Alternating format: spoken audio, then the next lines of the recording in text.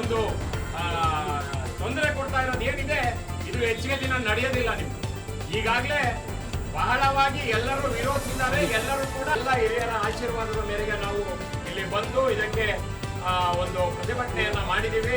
ನಾವು ಮೌನವಾಗಿ ಬಂದು ಪ್ರತಿಭಟನೆಯನ್ನ ಮಾಡಿದ್ದೀವಿ. ನಾವು ನಮ್ಮ ಉಗ್ರ ಸ್ವರೂಪವನ್ನು ನಿಮ್ಮ ತಂಟೆಗೆ ಬರ್ತಾ ಇಲ್ಲ. ಆದರೆ ನೀವು ಕೂಡ ಹಂತ ಹಂತವಾಗಿ ನೋಡ್ತಾ ಇದ್ದೀವಿ. ಇಡೀ ದೇಶದಲ್ಲಿ ಏನು ನಡೀತಿದೆ, ನಮ್ಮ ರಾಜ್ಯದಲ್ಲಿ ನಡೀತಾ ಇದೆ, ನಮ್ಮ ಸಮಾಜದಲ್ಲಿ. ನಮ್ಮ ಹೋರಾಟದ ದಾರಿನೇ ಬೇರೆ ಆಗ್ತದೆ ಅಂತ ಹೇಳಿ ನಾನು ಮಾತು ಮುಗಿಸ್ತೇನೆ. ಜೈ ಸಿದ್ದರಾಮಯ್ಯ ನೇತೃತ್ವದ ಸರ್ಕಾರ ಶಿವಮೊಗ್ಗ ಮತ್ತೆ ಕರ್ನಾಟಕದ ಇತರ ಭಾಗಗಳಲ್ಲಿ ಏನು ನಡೆದಿದೆ ಈ ಕೃತ್ಯ, ಇದು ನಿಜಕ್ಕೂ ಖಂಡನೀಯ. ಬ್ರಾಹ್ಮಣರ ಮೇಲನ್ನ ಅವ್ರೇನು ಪ್ರತಿಭಟನೆ ಮಾಡಲ್ಲ ಅನ್ನೋ ಕಾರಣಕ್ಕೆ ಅವ್ರ ಮೇಲೆ ಈ ರೀತಿ ನಡೀತಾ ಇದೆ. ಶಿವಮೊಗ್ಗದಿಂದ ಸರ್ಕಾರಕ್ಕೆ ನಾವು ಒಂದು ಎಚ್ಚರಿಕೆ ಕೊಟ್ಟಿದ್ದೀವಿ. ಇದು ಬರೇ ಜನವಾರ ಅಂತಲ್ಲ, ಯಾವುದೇ ಧಾರ್ಮಿಕ ವಸ್ತುಗಳ ಮೇಲೆ ನಾವು ಏನಾದರೂ ಕೈ ಹಾಕಿದರೆ ಖಂಡಿತವಾಗಿ ಬ್ರಾಹ್ಮಣರು ಮೊದಲು ಎದುರಿಸ್ತಾರೆ, ಸರ್ಕಾರಕ್ಕೆ ಒಂದು ಕೆಟ್ಟ ಅನುಭವ, ಒಂದು ಪಾಠ ಕಲಿಸ್ಕೊಡ್ತಾರೆ ಅಂತ ಹೇಳ್ತಾ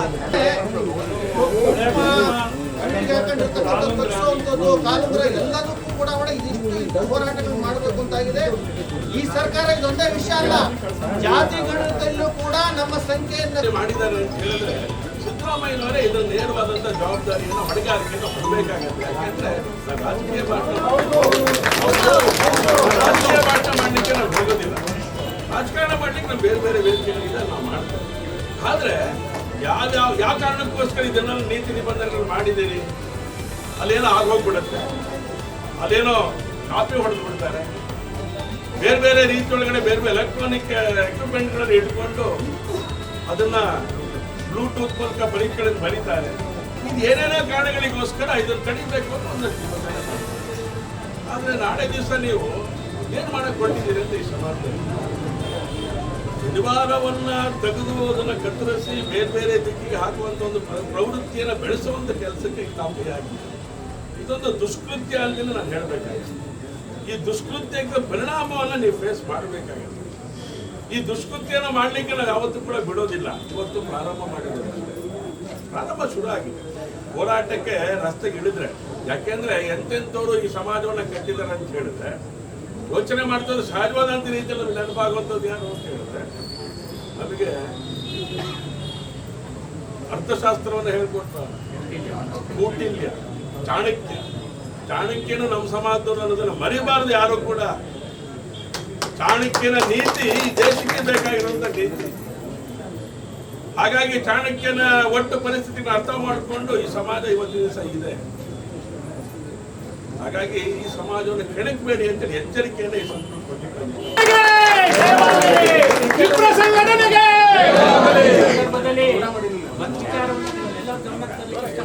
ಎಲ್ಲ ಕ್ಷೇತ್ರದಲ್ಲೂ ಎಲ್ಲ ಕೇಂದ್ರಗಳಲ್ಲಿ ಎಲ್ಲೆಲ್ಲಾಗಿದೆ ಆ ಭಯ ನಿರ್ಮಾಣ ಆಗ್ತದೆ.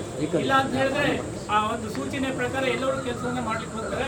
ಹಾಗಾಗಿ ಎಲ್ಲಾ ಪೋಷಕರು ಹೆದರದೆ ಹೊರಗಡೆ ಬಂದು ನಮ್ಮ ಮಕ್ಕಳಿಗೆ ಆಗಿರುವಂತಹ ಈ ಒಂದು ಘಟನೆಯನ್ನ ಸಾರ್ವಜನಿಕವಾಗಿ ಹೇಳಿ ಧಾರ್ಮಿಕ ನಂಬಿಕೆ ಮತ್ತು ವಿದ್ಯಾಭ್ಯಾಸ ಇವೆರಡನ್ನೂ ಕೊಟ್ಟಿದೆ. ಇದು ಮೂಲಭೂತ ಹಾಗೂ ಇದು ಫಂಡಮೆಂಟಲ್. ಯಾವತ್ತು ಈ ಸರ್ಕಾರ ನಮ್ಮ ಜನವರಿಗೆ ಕತ್ತರಿ ಹಾಕಿ ಶುಚಿ ಬರುವಂತೆ ಅನ್ಕೊಂಡಿದೆ, ನಮ್ಮ ವಿದ್ಯಾಭ್ಯಾಸಕ್ಕೂ ಕೂಡ ಕತ್ತರಿ ಹಾಕಿರುವಂಥ ವ್ಯವಸ್ಥೆ ಆಗಿದೆ. ನಾನು ಕಣ್ಣಾರೆ ನೋಡಿದರೆ ಕೊಟ್ಟಿರ್ತಕ್ಕಂಥ ಇನ್ಸ್ಟ್ರಕ್ಷನ್ ಶನಿವಾರ ಕತ್ತರಿಸೋದರಿಂದ ಅರ್ಥ ಇಲ್ಲಿರೋ ಇನ್ಸ್ಟ್ರಕ್ಟರ್ಗಳಿಗೆ ಬೇರೆ ಯಾರೋ ಸಂದೇಶ ಕೊಡ್ತಕ್ಕಂಥ ಕುತೂರಿ ನಡೀತಾ ಇದೆ.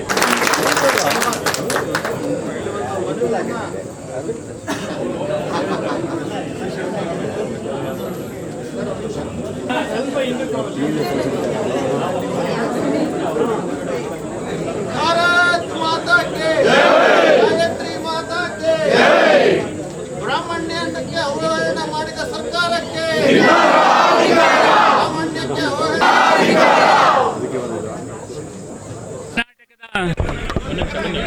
ಸಿಇಟಿ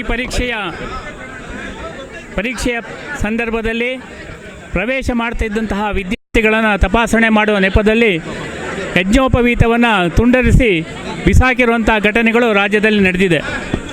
ಪ್ರಾರಂಭದಲ್ಲಿ ಶಿವಮೊಗ್ಗ ನಗರದಲ್ಲಿ ನಡೆದಂಥ ಘಟನೆ ವರದಿಯಾಯಿತು. ಆದರೆ ಈಗ ರಾಜ್ಯದ ಅನೇಕ ಜಿಲ್ಲಾ ಕೇಂದ್ರಗಳಲ್ಲಿ, ವಿವಿಧ ಕೇಂದ್ರಗಳಲ್ಲಿ ಈ ರೀತಿ ಜನಿವಾರವನ್ನು ತುಂಡು ಮಾಡಿ ಬಿಸಾಡಿರುವಂತಹ ವರದಿಗಳು ಬರ್ತಾ ಇದೆ. ಇದರ ಹಿಂದೆ ಭಾಳ ದೊಡ್ಡದಾಗಿರುವಂಥ ಷಡ್ಯಂತ್ರ ನಮಗೆ ಕಂಡು ಬರ್ತಾ ಇದೆ. ಯಾವುದೇ ಕೇವಲ ಕೆಳ ಹಂತದ ಕಾರ್ಯಕರ್ತರಿಂದ ಕೆಳ ಹಂತದ ನೌಕರಿಂದ ಈ ಕೆಲಸ ಆಗಿದೆ ಅಂತ ನಾವು ನಂಬಲಿಕ್ಕೆ ಸಾಧ್ಯ ಇಲ್ಲ. ಇಡೀ ರಾಜ್ಯ ಮಟ್ಟದ ಒಂದು ಸುತ್ತೋಲೆಯ ಕಾರಣಕ್ಕಾಗಿ ಈ ಘಟನೆ ನಡೆದಿದೆ ಅಂಥೇಳಿ ನಾವೆಲ್ಲರೂ ಭಾವಿಸ್ತಾ ಇದ್ದೀವಿ. ಈ ಹಿನ್ನೆಲೆಯಲ್ಲಿ ನಮ್ಮ ವಿದ್ಯಾರ್ಥಿಗಳ ಭವಿಷ್ಯದ ಮೇಲೆ ಭಾಳ ದೊಡ್ಡದಾಗಿರುವಂಥ ಪ್ರಶ್ನಾರ್ಥಕ ಚಿಹ್ನೆ ನಿರ್ಮಾಣ ಆಗಿದೆ. ಅನೇಕ ವಿದ್ಯಾರ್ಥಿಗಳು ಪರೀಕ್ಷೆಯನ್ನು ಬರೆದೇ ವಾಪಸ್ ಹೋಗಿದ್ದಾರೆ. ಕೆಲವರು ಪರೀಕ್ಷೆಯನ್ನು ಬರೀಬೇಕಾದ್ರೆ ಮಾನಸಿಕವಾಗಿ ಭಾಳ ಕುಂದಿದ್ದಾರೆ, ಮಾನಸಿಕವಾಗಿ ಭಾಳ ನೊಂದಿದ್ದಾರೆ. ಇದರ ಪರಿಣಾಮವಾಗಿ ಅವರ ಫಲಿತಾಂಶದ ಮೇಲೆ ಭಾಳ ದೊಡ್ಡ ಪರಿಣಾಮ ಬೀರ್ತಾ ಇದೆ. ಕೇವಲ ಮೆರಿಟ್ ಆಧಾರದ ಮೇಲೆ ನಮ್ಮ ವಿದ್ಯಾರ್ಥಿಗಳು ಈ ಸೀಟನ್ನು ತೆಗೆದುಕೊಳ್ಬೇಕಾಗಿರೋ ಸಂದರ್ಭದಲ್ಲಿ ಇವತ್ತು ಮೆರಿಟ್ ಗಳಿಸಲಿಕ್ಕೆ ಭಾಳ ದೊಡ್ಡ ತೊಂದರೆ ಇವತ್ತು ಈ ಸರ್ಕಾರದ ನಡೆಯಿಂದ ನಿರ್ಮಾಣ ಆಗ್ತಿದೆ. ಆ ಹಿನ್ನೆಲೆಯಲ್ಲಿ ನಾವೆಲ್ಲರೂ ಇಡೀ ರಾಜ್ಯದಾದ್ಯಂತ ಎಲ್ಲ ಜಿಲ್ಲಾ ಕೇಂದ್ರಗಳಲ್ಲಿ ಇವತ್ತು ಪ್ರತಿಭಟನೆಯನ್ನು ಮಾಡಿದ್ವಿ. ಕರ್ನಾಟಕದ ಎಲ್ಲ ಮಠಾಧೀಶ್ವರರು ಈ ಒಂದು ಕುಕೃತ್ಯವನ್ನು ಖಂಡಿಸಿಬಿಟ್ಟು ಹೇಳಿಕೆಯನ್ನು ಕೊಡ್ತಾ ಇದ್ದಾರೆ. ಆ ಜೊತೆಗೆ ನಾವೆಲ್ಲರೂ ಸಹ ಆಯಾ ಕ್ಷೇತ್ರದಲ್ಲಿ ಕ್ರಿಮಿನಲ್ ಮೊಕದ್ದಮೆಗಳನ್ನು ದಾಖಲು ಮಾಡ್ತಾ ಇದ್ದೀವಿ. ಈ ಮೂಲಕ ನಿಮ್ಮ ಮೂಲಕ ನಾವೇನು ಕೇಳ್ಕೊಳ್ಳೋದು ಅಂತ ಹೇಳಿದ್ರೆ, ಇಡೀ ರಾಜ್ಯದ ಯಾವ್ಯಾವ ಕೇಂದ್ರಗಳಲ್ಲಿ ಯಾವ್ಯಾವ ವಿದ್ಯಾರ್ಥಿಗೆ ಈ ರೀತಿ ತೊಂದರೆ ಆಗಿದೆ ಆ ವಿದ್ಯಾರ್ಥಿ ಮತ್ತು ಆ ಪೋಷಕರು ಹೊರಗಡೆ ಬರಬೇಕು. ಅವರೆಲ್ಲರೂ ಕ್ರಿಮಿನಲ್ ಮೊಕದ್ದಮೆಗಳನ್ನು ಆಯಾ ಕ್ಷೇತ್ರದಲ್ಲಿ ದಾಖಲಿಸಬೇಕು ಅಂತೇಳಿ ಈ ಮೂಲಕ ನಿಮ್ಮಲ್ಲಿ ವಿನಂತಿಯನ್ನು ಮಾಡ್ಕೊಳ್ತಾ ಇದ್ವಿ.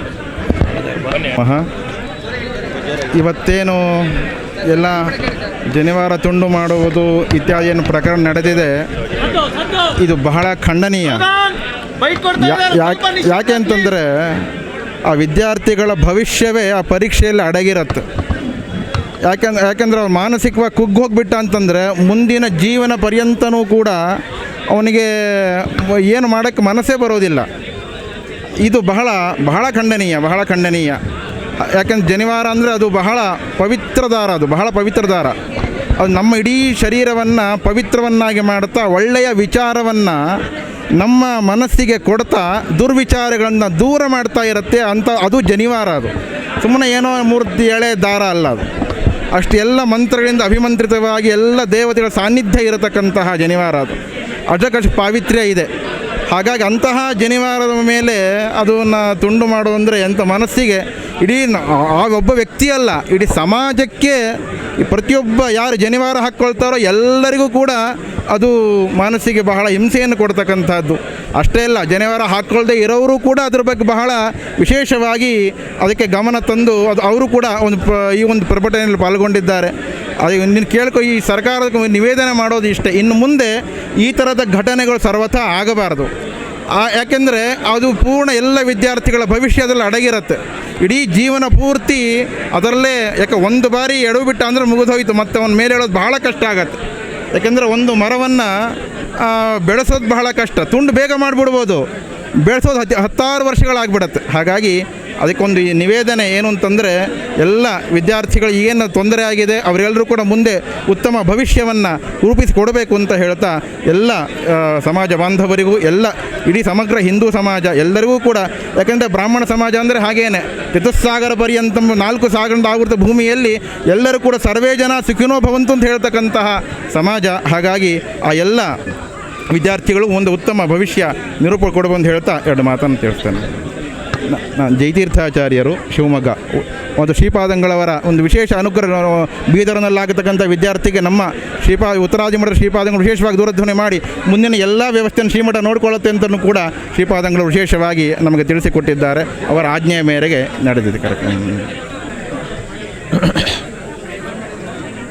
ರಾಜ್ಯ ಸರ್ಕಾರ ವಿಪ್ರ ವಿದ್ಯಾರ್ಥಿಗಳಿಗೆ CET ಕೇಂದ್ರದಲ್ಲಿ ಜನಿವಾರ ತೆಗೆಸುವಂಥದ್ದು ಅತ್ಯಂತ ನೋವಿನ ಘಟನೆ ಅಂತ ಹೇಳಕ್ಕೆ ಬಯಸ್ತೇನೆ. ಬ್ರಾಹ್ಮಣ ಸಂಪ್ರದಾಯದಲ್ಲಿ ಜನಿವಾರಕ್ಕೆ ಅತ್ಯಂತ ಶ್ರದ್ಧಾ ಬಿಂದು, ಅದಕ್ಕೊಂದು ಗೌರವ ಕೊಡುವಂಥ ಸಂಪ್ರದಾಯ ಇದೆ.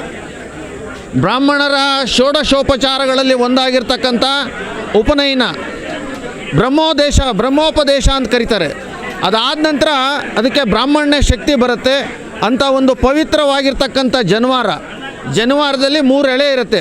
ಬ್ರಹ್ಮ, ವಿಷ್ಣು, ಮಹೇಶ್ವರ, ಈ 3 ದೇವರನ್ನ ಆರಾಧನೆ ಮಾಡಿ ಅದನ್ನು ಹಿಡ್ಕೊಂಡು ಗಾಯತ್ರಿ ಜಪ ಮಾಡುವಂಥ ಪದ್ಧತಿ ಬ್ರಾಹ್ಮಣರಲ್ಲಿದೆ. ಅಂಥ ಒಂದು ಜನಿವಾರವನ್ನು ತೆಗೆಸೋವಂಥ ಕೆಲಸ. ಸಾಮಾನ್ಯವಾಗಿ ಜನಿವಾರ ತೆಗೆಯೋದು ಅಂತಂದರೆ ಮನೆಯಲ್ಲಿ ಅಶುದ್ಧವಾದ ಸಂದರ್ಭದಲ್ಲಿ, ಮನೆಯಲ್ಲಿ ಯಾರ ಸತ್ತೋದಂಥ ಸಂದರ್ಭದಲ್ಲಿ, ಸ್ಮಶಾನಕ್ಕೆ ಹೋಗಿ ಬಂದಂಥ ಸಂದರ್ಭದಲ್ಲಿ ಮಾತ್ರ ತೆಗಿತಾರೆ. ಅದು ಬಿಟ್ಟು ಬೇರೆ ಯಾವ ಸಂದರ್ಭದಲ್ಲೂ ತೆಗಿಯಲ್ಲ. ಈ ರೀತಿ ಜನಿವಾರ ತೆಗೆಯೋದಲ್ಲ, ಜನಿವಾರನ ಕತ್ತರಿಯಿಂದ ತುಂಡು ಮಾಡೋವಂಥ ಕೆಲಸ ಸರ್ಕಾರ ಮಾಡಿದೆ. ಸರ್ಕಾರ ಇಡೀ ರಾಜ್ಯದ ಬ್ರಾಹ್ಮಣ ಸಮುದಾಯದ ಕ್ಷಮೆಯನ್ನು ಕೇಳಬೇಕು. ಯಾವ ಅಧಿಕಾರಿ ಈ ರೀತಿಯ ಸೂಚನೆ ಕೊಟ್ಟಾನೆ ಅವನ ಮೇಲೆ ಕ್ರಿಮಿನಲ್ ಕೇಸ್ ದಾಖಲು ಮಾಡಬೇಕು. ಸಂವಿಧಾನಬದ್ಧವಾಗಿರ್ತಕ್ಕಂಥ ಧಾರ್ಮಿಕ ಶ್ರದ್ಧೆ, ಧಾರ್ಮಿಕ ಭಾವನೆಗೆ ತೊಂದರೆ ಕೊಟ್ಟಿದ್ದಾರೆ. ಇದಕ್ಕೆ ಸರ್ಕಾರ ತಕ್ಷಣ ಕ್ರಮ ಕೈಗೊಳ್ಳಬೇಕಂತ ನಾನು ಈ ಸಂದರ್ಭದಲ್ಲಿ ಆಗ್ರಹಿಸ್ತೇನೆ. ಇವತ್ತಿನ ದಿವಸ ಶಿವಮೊಗ್ಗ ನಗರದಲ್ಲಿ ಎಲ್ಲ ಬ್ರಾಹ್ಮಣ ಸಮಾಜದ ಪ್ರಮುಖರು ಕೂಡ ರಾಘವೇಂದ್ರ ಸ್ವಾಮಿ ಮಠದಿಂದ ಜಿಲ್ಲಾಧಿಕಾರಿಗಳ ಕಾರ್ಯಾಲಯದವರೆಗೆ ಮೌನವಾಗಿ ಪ್ರತಿಭಟನೆಯನ್ನು ಮಾಡಿದ್ದೇವೆ. ನಮ್ಮ ಮೌನವನ್ನು ತಪ್ಪಿಸಿ ಉಗ್ರ ಹೋರಾಟವನ್ನು ಮಾಡುವಂತಹ ಸಂದರ್ಭವನ್ನು ದಯಮಾಡಿ ಕೊಡಬೇಡಿ. ಯಾಕೆ ಅಂತಂದರೆ ನಾವು ಯಾವತ್ತೂ ಕೂಡ ಸರ್ವೇ ಜನೋ ಸುಖಿನೋ ಭವಂತು ಅಂಥೇಳಿ ಎಲ್ಲರ ಸುಖವನ್ನು ಬಯಸುವಂಥವ್ರು. ಎಲ್ಲ ಸಮಾಜವೂ ಕೂಡ ಸುಖವಾಗಿ ಇರಬೇಕು ಅಂತೇಳಿ ಆಸೆ ಪಡುವಂತಹ ಒಂದು ಸಮಾಜ ಬ್ರಾಹ್ಮಣ ಸಮಾಜ. ನಮ್ಮ ವಿದ್ಯಾರ್ಥಿಗಳು ಪರೀಕ್ಷೆಯನ್ನು ಬರಲಿಕ್ಕೆ ಹೋದಾಗ ಅವರಿಗೆ ಮಾನಸಿಕವಾಗಿ ತೊಂದರೆ ಕೊಡುವಂಥ ಕೆಲಸವನ್ನು ಸರ್ಕಾರದ ವತಿಯಿಂದ ನಡೀತಾ ಇದೆ ಅಂತೇಳಿ ಈಗ ಮೇಲ್ನೋಟಕ್ಕೆ ಕಾಣ್ತಾ ಇದೆ. ಶಿವಮೊಗ್ಗ ಒಂದೇ ಕಡೆ ಆಗಿದ್ದಿದ್ರೆ ಏನೋ ಸೆಕ್ಯೂರಿಟಿಯವ್ರು ತಪ್ಪು ಮಾಡಿರ್ಬೋದು, ಅವರಿಗೆ ಹೋಮ್ ಗಾರ್ಡಿಗೆ ಸಸ್ಪೆಂಡ್ ಮಾಡಿದ್ದಾರೆ, ಸರಿಯಪ್ಪ ಅನ್ಬೋದು.